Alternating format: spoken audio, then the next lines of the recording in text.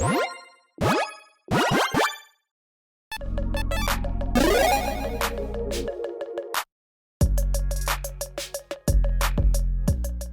everyone, Mitch coming in for the Kiora Scores Studio. Welcome to the show, and I probably am going to need a second cup of coffee today because, yeah, I was up quite early.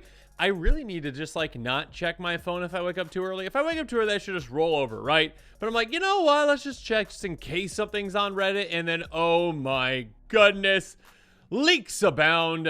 For the March of the Machines, the Aftermath, that is the set after March of the Machines. So, which is, I don't believe, even out yet. I mean, it's about to be out, but not quite out yet in paper, and it's already early to have these, but just spoiler season all the time apparently. Again, I do want to reiterate though, these are technically not spoilers because they are technically leaks because they are not officially confirmed, though they seem incredibly legitimate. Yeah, if you see the pictures of these, it's gonna be really hard to fake something like this, so I highly doubt that happened. And let's talk about the card on this episode, which is, well, it has to do with water, which is kind of leaky, right? Anyways, Kiora, Sovereign of the Deep. That's right, Kiora is back. Kiora! One of my favorite cards is Kiora's Follower because I always find it to be kind of funny. Anyways, regardless, a 4/5 Merfolk Noble with Vigilance and Ward 3 that costs 3 green, blue. That says, whenever you cast a, wait for it, Kraken, yeah. Leviathan, yeah. Octopus, yeah. Serpent! We did it! Monster Tribal! See Monster Tribal again! Here we go! Yeah, from your hand. I guess I should probably read the card first. Spell from your hand. Look at the top X card of your library, where X is that spell's mana value. You may cast a spell with mana value less than X from among them without paying its mana cost. Put the rest on the bottom of your library in a random order. Oh my goodness. See Monster Tribal Madness. Well, nothing to do with madness. More like, kind of like a Sunbird's invocation on a commander, which is fantastic. And see Monster Tribal, Sunbird's invocation, Kiora commander. It's a mouthful, but it is quite exciting. And again, I think a lot of players out there are going to be really excited about this one. I mean, a ton of players out there love Sea Monster Tribal. Absolutely love it and cannot get enough of it. So here you go. Yet another great card to, well, add to your Sea Monster Tribal deck if you already have one and it, has these colors in it. Or, build a new Sea Monster Tribal deck around this one because this is quite the potent commander. A ton of free additional value, or I guess I should say potential free additional value, because it does say cast, so it's not like, well, I hit some lands off the top, I'll just play land because I didn't hit anything that, I actually could cast with this. No, you do need to hit something. That being said, when you are casting those Krakens, Leviathans, Octopuses, and Serpents, they're massive usually, right? So you're at least going to get, 5, 6, 7, 8, 9 plus, essentially, for that X. And then, be able to cast something else off the top, which is going to just be absolutely great. So, and again, this one doesn't limit you to this trigger just once a turn. And, of course, you got plenty of fantastic ways to ramp, ways to maybe save mana as well. We'll talk about some of those here in a bit so you can get even more value out of this on this turn. Absolutely crazy. And Wizards just keep slapping on Ward. They're like, well, Ward isn't hexproof, therefore we'll just put it on this, and this, and this, and this. And Ward 3 is an absurd amount of mana to have to pay to actually target this. So this is really well protected. So you got that going for it too. And Vigilance, sure, why not? Swing at it. Why not? Anyways, very, very exciting new Kiora. Now, if you are interested in this commander, there is a card list link in the description below for all the cards I'm talking about in this episode. But again, I do urge you, be careful because, technically these are not officially spoilers. They are leaks, but they seem incredibly legitimate. And I guess I probably should have mentioned, this, of course, is the MTG.design custom version of the card that I made just to make it easier to read. So it wasn't just like a screenshot of someone holding a card and it's kind of blurry. You can read the text, but it makes it easier just to have it like this, okay? Now with that said, let's get into the budget buys and the pricier picks. The budget buys are going to be cards that are less than $1, cards within my budget, and the pricier picks, cards that might be within your budget, cards that are more than $1. So, with all that said, let's start with the budget buys. So, and the first one that I want to bring up is one that is creeping up in price. Again, hasn't seen a reprint for some time, and it's great for a commander like this. That's Brainstorm.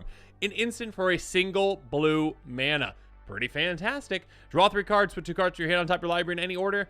Basically, a commander like this likes to know what the top of the library is, potentially has in store for you. Or, being able to set that essentially with something like this. So, being able to say, oh yeah, 1 mana, maybe before my turn, I can cast this. So I can be like, oh, okay, I'll draw 3. Oh, okay, I've got these 2 giant Krakens in my hand or whatever. I got, whatever. I'll put them both on top So I can actually hit them essentially, or, you know, draw into one and then hit the next one when you cast one essentially. But yeah, being able to set the top of your library can be massive so that you know what you're going to hit, or again, at least utilizing cards that allow you to look at the top of your library as well. Those can help too. Moving on. Tangleroot. This one's a very weird card, but I like commanders that can utilize it very well. And that would be an artifact for 3 that says whenever a player plays a creature spell, casts a creature spell, that player adds green to their mana pool. Now, keep in mind, yes, this does benefit your opponents as well, so do keep that in mind. That being said, this one does not specify, hey, whenever it's cast from your hand or player's hand or whatever.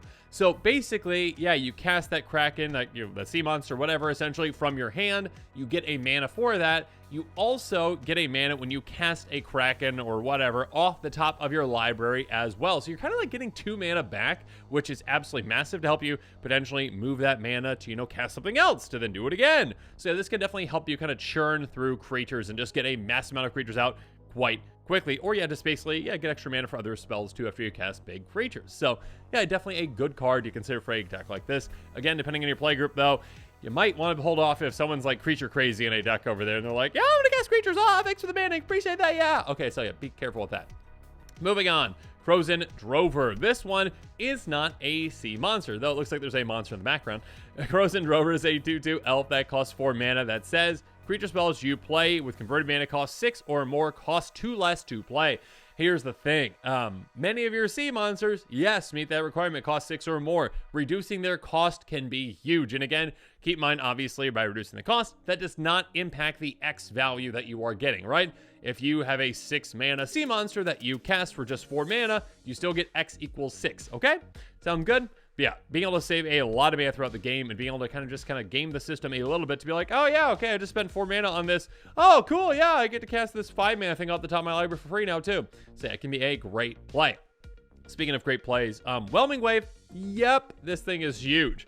Sorcery, 2 blue. Return all creatures to their owner's hands, except for, wait for it, Krakens, Leviathans, Octopuses, and Serpents. Sea monsters! I wonder if they'll ever, like, you know, just, like, make sea monster a thing. Kind of like they make party a thing, where they're like, yeah, party, these kinds of creatures, right? Or they make sea monster, like, you know, like, hey, yeah, it's these kinds of creatures. It's, like, reminder. I wonder if they'll ever do that. Probably not. I don't know. Anyways, a one-sided board wipe in many ways, unless you're playing against your opponent's sea monster travel deck or changeling deck. But yeah, basically a one-sided board wipe, 4 mana, wipe out all the non-sea monsters, swing through your sea monsters. Your opponents are going to be in big trouble. Moving on. Another card that can really take advantage of higher converted mana cost spells, and again, you're going to have quite a few of them. This is Emoti, Celebrate a Bounty. Cascade, so that's nice, just a little value out of that. Also, spells you cast converted mana cost 6 or greater have Cascade. Again, the vast majority of your sea monsters are probably going to cost 6 or greater. Again, you got ways to reduce that cost. You got ways to take advantage of that, but also you got a way to get even more value out of that. So now, hey, you get 1 card off the top of your library for free, most likely, again, with your commander's trigger. And now you also get another one thanks to this. So you're getting, for the price of 1 card, you are getting 2 additional free cards worth of value. And again, that can be an absurd amount of value. If you cast something that costs 10 plus, hey, let's get something massive off the top 10. And then also let's just cascade into something awesome as well. So yeah, have fun with that. Next up, Scourge of Fleets. Have I talked about board wipes? Have I talked about one-sided board wipes? Yeah, this is yet another one that you really would like to take advantage of with this kind of a commander. 6/6 Kraken. Enters the battlefield to turn each creature opponents control with toughness X or less to their owner's hands, or X the number of islands you control. You are in Simic, which means you have access to a lot of fantastic ramp spells, a lot of ways to get a lot of islands into play, and a lot of ways to bounce your opponent's creatures in one way or another. So yeah, a great Kraken. On top of it just being a 6/6, which of course you've got other ways to really take advantage of it, other ways to make it hit harder, you know, get other benefits as well. Moving on, Tolarian Terror. Now, I talked about cost reducers that can help, you know, all your sea monsters. How about a sea monster that actually can reduce its own cost with, you know, this one? A 5/5 that costs 7 mana, but you're probably never going to pay that. It's going to cost 1 less to cast for each instant sorcery card in your graveyard, and it's got Ward 2, which is nice. But yeah, this one can cost as low as just a single mana. And again, in combination with your commander, you pay 1 mana. You get this 5/5 Ward 2. Nice. On top of that, look at the top 7 cards of your library, because again, it's not counting the cost reduction, just kind of the overall mana value of it. So there you go. Get something off the top 7, maybe even something that costs 7, and then play it. Have fun. Absolutely. One that is very fun as well. Hey, you know Whelming Wave is good, right? Well, let's have another one in the deck on a sea monster with Slid Voda, which is like a death metal band name. 8/8 Leviathan with kicker, 1 in a blue. Yeah, you're going to want to kick this. Enters the battlefield if it was kicked. Return the owner's hands. Wait for it. All creatures owner's hands except for Merfolk, which now apparently are counted in the sea monsters for some reason. Don't know why. But then also, yeah, Krakens, Leviathans, Octopuses, Serpents. So there you go. Sea monsters plus Merfolk. Who knew? But yeah, bounce basically all your opponent's things. And also have an 8/8. And yeah, also, yeah, look at the top 8, of your library with your commander. Thank you. Or even more with our last budget buy, Icebreaker Kraken. 12 mana. Yes. That is an absurd amount of, cards off the top of your library. And basically, you can cast whatever you find. I highly doubt you're going to have something bigger than that on the top of your library. You're not going to have Draco. Draco is not a sea monster, so there you go. 8/8 Kraken. That's going to cost once cast for each snow land you control. So again, if you've got a bunch of snow lands, there you go. This can cost as little as 2 mana to give you an absurd amount of value. Enters the battlefield, you artifacts and creatures target opponent controls don't attempt in that player's next untap step. That can be brutal. That can be effective. That can really slow someone down. Top of that, return 3 snow lands you control your owner's hand. Return this to your owner's hand. So basically, hey, you want to get extra value out of this? Bounce it back to your hand. Do that again. Keep your opponent's things tapped down. And then also, get to look at the top cards of your library again. A top 12. Oh, absurd. Okay. So a lot of great budget buys, but also a lot of great pricier picks. So let's move on to those. And the first one that I want to start off with is a very spicy one with Quest for Ula's Temple. An enchantment for a single blue mana.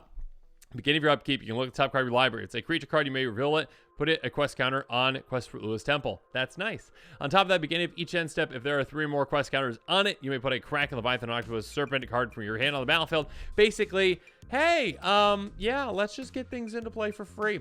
Upkeep, look at the top of your library can just be great for, certain other effects too, like, scry effects, etc., that might you use in combination. But yeah, also, hey, once you hit 3 creatures with this, essentially, you just get to get, your sea monsters into play for free. Have fun with that. Oh, goodness. See, you're already getting, a lot of other ways to get them to play for free. Why not add another one? Or at a massive reduced cost. Urza's Incubator, a great card that I highly doubt will ever be budget friendly. I just saw a reprint and it's still nowhere near budget. $16. Artifact for 3. Enters the battlefield. Choose a creature type. Creature spells the chosen type cost 2 to cast. Yep. That's pretty good. Now this one is kind of more so you might be leaning more to a certain, sea monster type. Sea monster, unfortunately, is not just a type, right? You have to say Kraken, Leviathan, Octopus, Serpent. Typically, you're probably not going to be too heavy on octopuses or serpents for the most part. Probably more heavy on Krakens, usually, is what I typically see. Maybe Leviathans too. But yeah, if you do lean in a certain direction, it's a great one to consider. In a somewhat similar way, I will say, Kindred Discovery is another good one to consider. Again, if you are leaning a bit heavier into maybe Krakens, into maybe, Leviathans. It depends on, which one you're going for. Or again, if you're going for a kind of, even split, then maybe don't consider these cards because they can perform, they can overperform when they're working well or underperform if they are not. Kindred Discovery is a great one though. Enchantment enters the battlefield, choose a creature type. When a creature controlled the chosen type enters the battlefield or attacks, draw a card. Yeah, it's an absurd amount of value. Again, you're going to be cheating into play a lot of creatures. You're going to be getting into play a lot of creatures. This is just when it enters the battlefield, not even a cast trigger, which already would be fine for you anyways. But yeah, get those Krakens or whatever into play, draw a bunch of cards, and also gain, card advantage when you're attacking too. What's not to love about that? And speaking of attacking, hey, this Serpent can really help you out. Serpent of Yawning Depths. 6/6 Serpent for 6 mana. That is basically unblockable. And so are the rest of your creatures now too. Krakens, Leviathans, Octopuses, and Serpents you control can't be blocked except by Krakens, Leviathans, Octopuses, Serpents. Basically, sea monsters can only block your sea monsters, which is absurd. So, yeah, be able to get through basically on any opponent. Unblockable creatures, unblockable massive army. What's not to love about that? And speaking of my massive army, this is just gross. Spawning Kraken. Oh my goodness. When they made this card, I was like, what, are you kidding? There's no restrictions on this at all. Spawning Kraken says it's a 6/6 Kraken whenever a Kraken, Leviathan, Octopus, Serpent, whenever a sea monster you control deals combat to a player, create a 9/9 blue Kraken creature token. Absurd. Even if this was just it hitting, it'd still be great. Okay, yeah, this just hits and you get a 9/9 every single time. Crazy. But this is all of your creatures. And first up, again, without no limitations really. Okay, it doesn't say only triggers once each turn. It doesn't say like, for each player or whatnot. It doesn't say one or more. It doesn't say like, hey, non-token. It doesn't say any of those things. So just basically, when any of your sea monsters hit any players, you're getting that many 9/9s, which when then they hit your opponents too, you get more. This is just, hey, create your own army in essentially just one card. Absolutely crazy. Speaking of crazy, this is a problem card. This thing is absurd. This thing is just pretty gross. Hullbreaker Horror, 7/8 Kraken that has flash that says spell can't be countered. When you cast a spell, choose up to 1. Return target spell you don't control to its owner's hand. Return target non-land permanent to its owner's hand. Basically, all your spells all your instant spells kind of become a counter spell in a way where they just bounce, or like remand, basically. Yeah, bounce back to their hand. And also, you just bounce non-land permanents. And of course, again, it says whenever you cast a spell, it doesn't specify from your hand. So again, it counts not only when you're casting, a Kraken, Leviathan, Octopus, Serpent from your hand, or also off top your library, or other ways. Yeah, this is absolutely absurd. Absurd value. Absolutely gross. On top of being a 7/8 with flash that can't be countered. Wizards, you just threw like everything at this. So you're like, yeah, just keep putting more stuff on it. Don't like it. Good. Okay, cool. Next up, we've got Coma Cosmos Serpent. And if you don't want a spoiler alert from the most recent set, earplugs real quick. I'm sorry, Coma, you're gone. I mean, you're Phyrexian, but you're gone. And they didn't even give you a card. 6/6 Serpent that can't be countered. Beginning of each upkeep, you make a 3/3 blue serpent creature token named Coma's Coil. Sacrifice those serpent, choose 1, tap target permanent's activated abilities can be activated this turn, or Coma becomes indestructible until end of turn. So basically, with each trip around the table with 4 players, hey, let's make 12 total power across 3 bodies. Gross. And those are also serpents. So yeah, you get whatever benefits, from your serpents too. Yeah, you can also sacrifice those to tap down permanents, and it can't be activated. Mean, or just make it really hard to deal with Coma. Indestructible, which can't be countered. Gross. Next up, the Great Henge. Yeah, this is expensive. $58. We got the budget for you. Congratulations if you got that budget. Yeah, the Great Henge, 9 mana, but you're never gonna pay that. Ledger artifact. It's gonna cost excess cast for the greatest power among creatures you control. Yep, you got plenty of powerful serpents, just like your base standard ones are like 6 power at least. So, hey, just pay 3 mana for this. Get this in play. It can tap for green, gain 2 life. Nice. So, yeah, just ramp a ton, gain a lot of life. Oh, and on top of that, by the way, hey, whenever a non-token creature is battlefield under your control, you can have that happen a lot. Oh, good. You are? Okay, yeah, like when you cast a sea monster, then when you get a sea monster off the top. Oh, cool. Okay, so when that happens, you get a counter on it. Yay, get slightly larger. Oh, and you also draw a card. Again, things that just like threw everything at this card. They're like, yeah, make it do this, make it do this. Green never gets anything. Green never gets any help. We need to help green. No, but yeah, this is absolutely absurd and great for a deck that has some really big creatures, and yeah, sea monsters are quite large. But yeah, a very exciting commander. Again, one that, well, I didn't expect to see because, yeah, it's nowhere near spoiler season, and didn't expect to see any of these until then.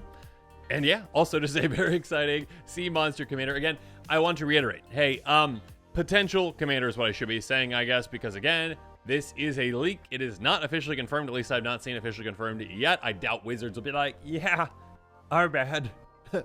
We just like threw a box out the window and people found it. Kind of like when they had like all those cards that were just like in a Texas landfill for some reason. Just like, oh yeah, we forgot about these pallets of cards. They're just over there. Oh no, we're so silly. Yeah, they probably do this stuff on purpose. But yeah, anyways, very exciting to see it. Check out that deck list, card list link. There we go. I'm messing up already. Card list link in the description below. I need some more coffee. But again, remember, take everything with a grain of salt. If you're not comfortable with picking these cards up because you're not sure if this is going to be a real card or not, then don't do that. Yeah, if you want to wait until it's actually confirmed, do that. But yeah, make sure you check that out. Comment below your thoughts on this one. And of course, well, stay tuned for more exciting quick takes and spoilers, of course. And yeah, as always, thanks again and have a good one. This show and episodes like this one are possible thanks to viewers like you. If you're looking for an easy way to help support this show, make sure that you like, share, and subscribe. Also, hit that bell notification icon so you don't miss any new episodes. You can also go check out our playmats and other merchandise at thecommandersquarters.com. We also have a ton of brand new t-shirt designs in stock, so make sure you check out those as well. Another easy way to support this show is with our TCG Player affiliate links. So whether you're buying a deck or individual cards, you can use this general link right here or one in the description. And the final way that you can support this show is by supporting us directly by becoming a patron. There are many benefits to being a patron, and I truly couldn't do this without all of their support.